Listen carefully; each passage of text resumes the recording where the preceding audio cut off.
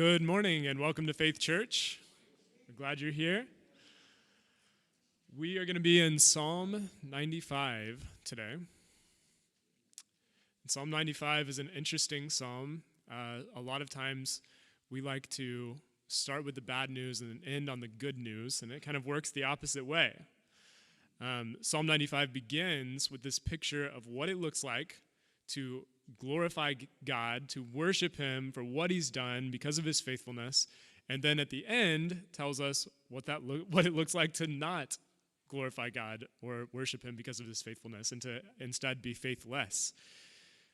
So before we read it, I want you to be kind of clued in to what the allusion that's going on there at the end is about. So if you look at it's kind of hard to see around the mic. If you look at verse 8, it talks about the day of trial in the wilderness. And it talks about whenever they were in the wilderness, there are two places. It's actually a single place that's called the place of testing. And so the place where they really put God to the test, it's Meribah and Massah. All right, so they go to this place in the wilderness, and they've actually already obviously encountered the plagues of Exodus. God has brought about great works there in Egypt to prove that he is the creator God who is deserving of their loyalty.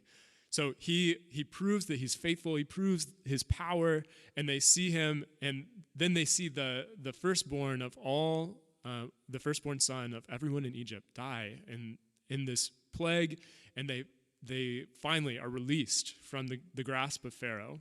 And they go through the Red Sea, and God has brought about all of these mighty acts.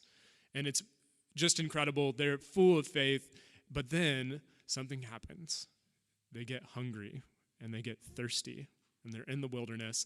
And though they are just days from these incredible acts that no one could do except the creator of the entire universe, though they're only a few days away from this, they fail to have faith in God. And they say, what have you done? You've led us out into the wilderness, Moses, just to kill us?